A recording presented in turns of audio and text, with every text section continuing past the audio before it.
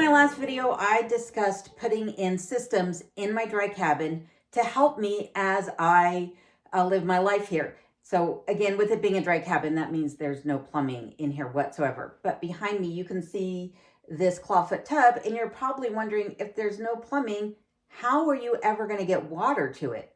Well, also you can see this big pot behind me that is sitting on top of the electric fireplace. It has an electric water heater in it. We'll get it up to 104 degrees.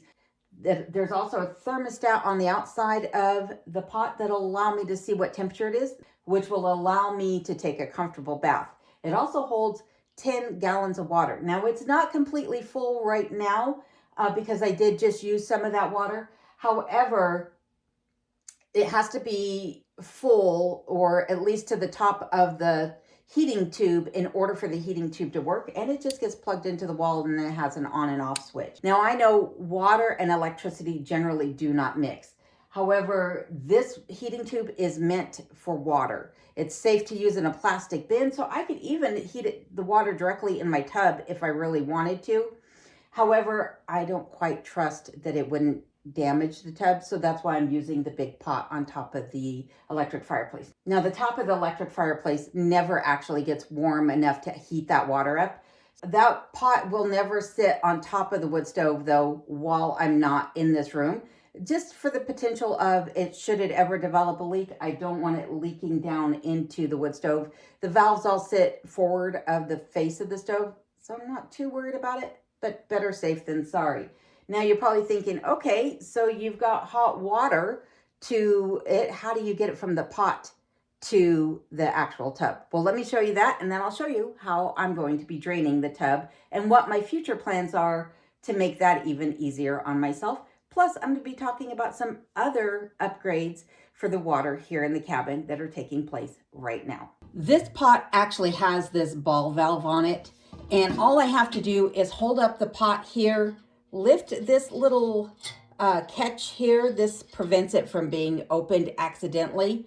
And once I've lifted that, then I can turn the valve, and then that allows hot water to come right out and into this pail, which then I can dump right into the bathtub. So I don't have to carry water more than a foot, and I can decide how much water I want to use and how much water I don't want to use. So I'm going to take this hot water, I'm going to throw it in the tub, and then I'm going to show you how easily I'm able to drain that tub, and again, what my future plans are to make it even easier.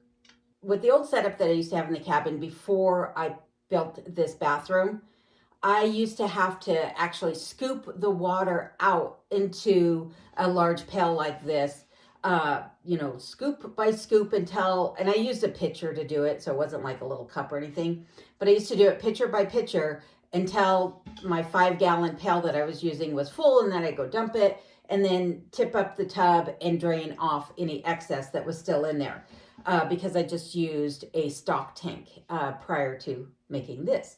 So now that I have this, though, now I have a much simpler and easier way of draining the tub. So I'm going to set that to the side for a second, and I'm going to go ahead and pull this out.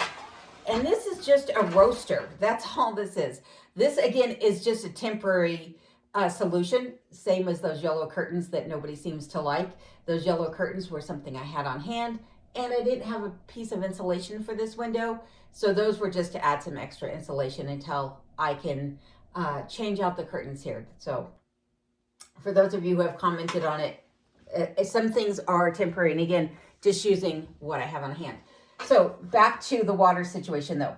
So underneath the tub is your standard drain, and it came with this drain hose, which is meant to go into your actual home plumbing. But again, since there's no plumbing here, all I have to do is push the drain plug inside of the tub, and then that automatically brings the water out of the tub.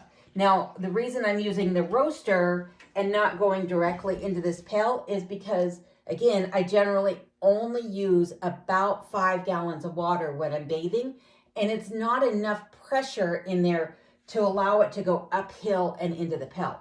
So I'll drain the tub using this hose into the roaster and then dump the roaster into the pail so I can take it out and drain it outside. But this is so much easier than the way it was before. And the nice thing is that it'll drain completely for me. And so I don't have to tip this tub up to get it to drain.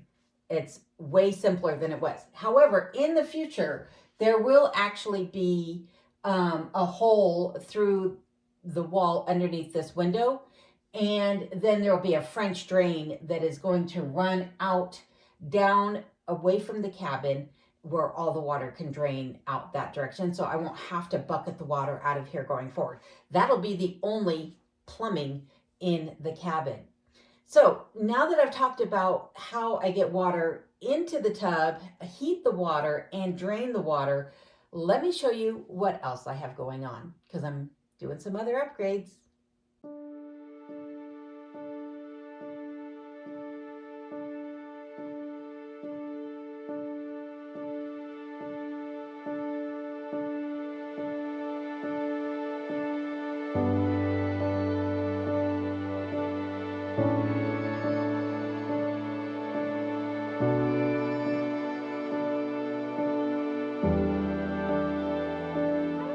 In the kitchen, you have to excuse the rattling in the background.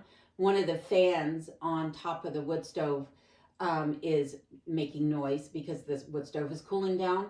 And somebody asked about those fans and what causes them to generate their propulsion.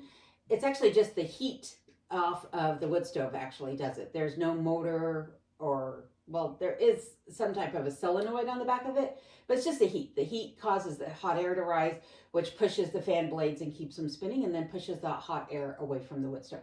So back to this topic on hand though, and that is water in the kitchen. So I've shown before about how I get my water from one of the local wells, and I generally use these 5-gallon plastic jugs to do so, or one like this. This one's a little bit heavier. I think this is 6 or 7 gallons. So I prefer not to use that one if I don't have to. But then I have water stored in different ways throughout the kitchen. And one of those ways is with this glass vessel right here. And this glass vessel is what I've been using to wash my hands. And I'll explain why I prefer to use this over the faucet that you can see at the end of the counter there. I'll get to that part in just a moment. But there's an issue with this jug here, and that is that when I go to wash my hands, you know, it's draining into the slop bucket, as I call it, but it has a tendency to splash up into this shelf. Well, these shelves are wooden, and I don't really want water splashing up into them. And so that's my first issue, is that it creates kind of a mess. So as you can see, I have the same type of container here in the bathroom, but instead of it dripping over a wooden shelf, it's draining right into the wash basin itself. And then I just take this and dump this into that same pail when it comes time to empty this. But washing my hands here is not an issue because the water is only going into the wash basin itself and not going everywhere else. This one is elevated on an acrylic computer shelf. I found a shelf that was sturdy enough to hold a full couple gallons of water on it without the sides bowing out. This can actually hold either 50 or 75 pounds, and I apologize, it sounds like there might be a little bit of echo or reverberation in here. But this, again, just a mason jar with a spout on it. Now, when you buy a glass or any water vessel, it seems like they all come with a plastic spout on them. I always replace those with a full stainless steel spout so that I don't have to worry about that cracking or breaking on me over the years. But so here I'm good with this, right? I'm not worried it's not splashing because it's just me here. There's not children here. There's no splashing onto the vanity below. Everything's contained within this wash basin. If water gets up on this acrylic shelf, easy enough to clean. So this is all set. The bathtub's all set. Let's go revisit this situation though out in the kitchen and show you why I don't use my faucet. A year ago, I installed this cold water faucet. It tucks away, or I can pull it out when I need to use it. That's great. I love the faucet. The reason though that I don't use it is because in order to get the water to come out of the faucet, I have to use this well pump underneath. And as you can see, it only puts out a little trickle every time I use it. I have to press every time I want a bit of water to come out. And that's all fine and dandy and all, but it really isn't convenient. And the other thing is where that water is pulling from. The water is actually pulled from this 55-gallon barrel of water that sits on the other side of the wall from that faucet. There's a couple of problems with this. Problem number one is that I don't actually use this water as quickly as I should. Now, my intention was to fill this with water that would be used only for cleaning and filling up my hot water tank that sits on top of the actual wood stove in the kitchen. And what I found is that is kind of a pain to do. It's not that it's difficult to do, it's just rather time consuming. So what it means is that I'm scooping water out bucket by bucket to go dump into the hot water tank on top of the wood stove. Now it takes about a dozen of these to fill this water tank up here. This is actually not intended for water originally. What this is a deep fryer that's supposed to sit on top of a propane burner. This came from Cabela's. I will see if I can find the link for it again. I have this knack of when I buy something, it is the last one, something that was on closeout or clearance because I am so frugal with my money. But I know that they still sell this. It's the King version. I think it's 37 quart or something like that. And believe it or not, even though this has a spigot on it, I never use the spigot. It's got this valve closed down here. I've never even taken this off of here. I literally just bucket the water out to dump it right in to my sinks so that I can do my dishes. So I will leave links to this, to that Concord heater that I have in the bathroom. And, you know, if you need a link for something else, I'll provide it. But let's talk about that well pump and what my plan is to alleviate the issue that I'm having with it. In place of the well pump, I'm going to be using this 40-liter milk can and gravity in my favor. So this milk can, as you can see, has a sealed lid on it. So if there was an earthquake or anything and it toppled it over, chances are it's not going to leak. And if it does, it isn't going to do it very quickly. There is a silicone gasket in here as well. And when it's all closed up, it holds down tight. So there should not be, you know, the potential for any leaking here. But the other thing is that this milk can came also with a spout on it, like a little turn spout, like on the two other vessels that I showed you. So I replaced that valve though with 12 foot of braided water line. The same thing that you would use for your washing machine or your dishwasher. That's what this is.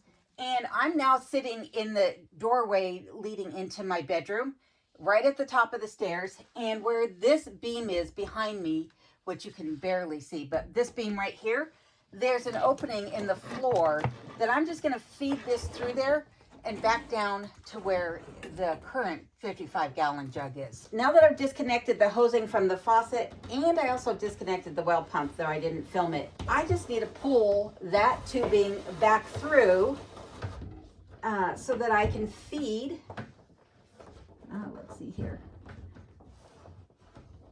Oh, it doesn't want to come through all the way. Yeah, it didn't want to pull through because the end of the tubing had been expanded. So I think it was 3/8 inch tubing that I had, and it requires 1/2 inch. So I just took some heat to this and expanded it around the fitting. But now that that's done, I'm going to go ahead and feed this through, though I think I have to make my hole here a little bit larger. I'm going to move this out of the way. This is only about half full right now. So let me pull this out of the way.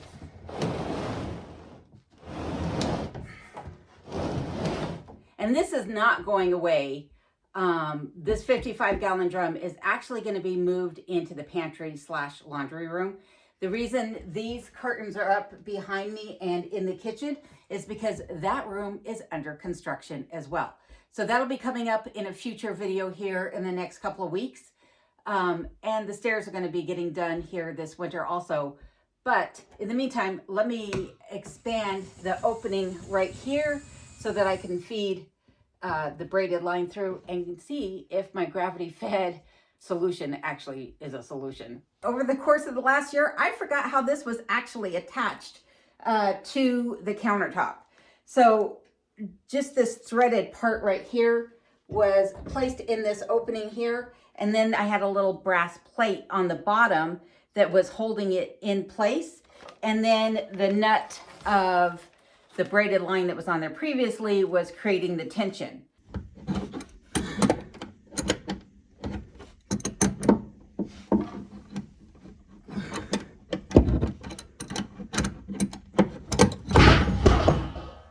And there went the faucet. Oh no, and there went water. So now I need to figure out how I'm going to get this to stand up again while I get underneath the countertop. I don't remember how I did it the last time. I'll have to go back and watch the last video of what did I use to hold this up while I was underneath the counter. Fun. All right, let me get this reattached, get the water line attached. Luckily, I have the appropriate fitting that I need to do that, but I have to be underneath in order to make that happen. So, all right, time to go watch my old video and see how I did this. When all else fails, Gorilla Tape to the rescue. I just need to make sure the faucet can't keep twisting. It's like everything I've tried, it just moves every time I try to tighten that nut. So I've taped it down at the base. I'm going to tape this in place, and hopefully now I can get that attached. Otherwise, this whole plan is kaput. I'm gonna leave the camera running so you can see if it moves. Well, I tried to reattach this, and here you can see the brass plate that the faucet is pushed down through. And I did change out or replace the plumber's tape on here. Now, if I could just get this threaded without losing the faucet. I've tried this several times so far, and I keep knocking the faucet over as I attempt to get this tightened on here. Yay, it worked. Okay, I am going to finish attaching the hose to this, go fill the tank with water, and see if there's enough pressure with just gravity to push it up through the faucet. It works. It works.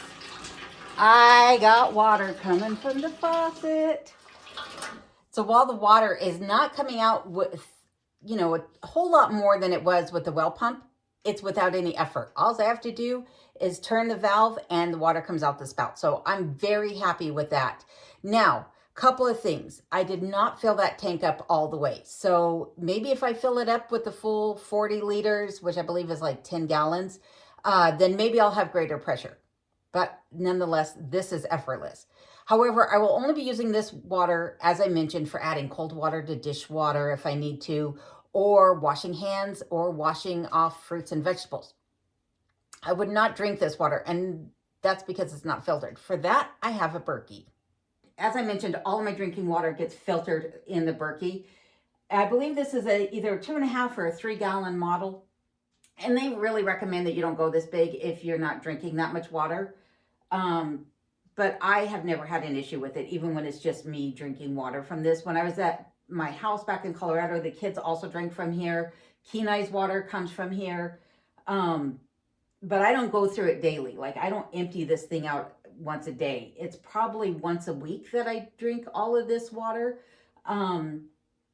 And people have asked me about melting snow for, drinking water and stuff like that. I've done it in a pinch, but snow has a lot of contaminants and a lot of pollutants in it. And while this does filter out a lot of that, it's actually easier for me, believe it or not, to go get the well water and filter that than it is to collect snow, because you don't get that much water from snow. But as I mentioned, I will be putting on some gutters on the cabin, the eventual pole barn, and getting some cisterns here so I can store the water here on the property. But also, speaking of water, as I mentioned, that laundry room is getting an update. So make sure that you stay tuned for that. That'll be coming up here in a couple of weeks.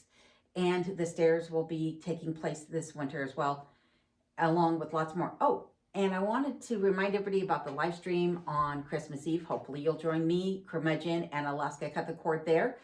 I think the time is yet to be determined. So until next time, I want to say thank you to everybody. Thank you to all my subscribers, and especially to all my members, both here on YouTube and Patreon, and those that have sent me items. Yes, the mailbox is open, and here it is. You guys rock my world. So thank you very much for all your support. Until next time, please stay safe and take care, and I'll see you then.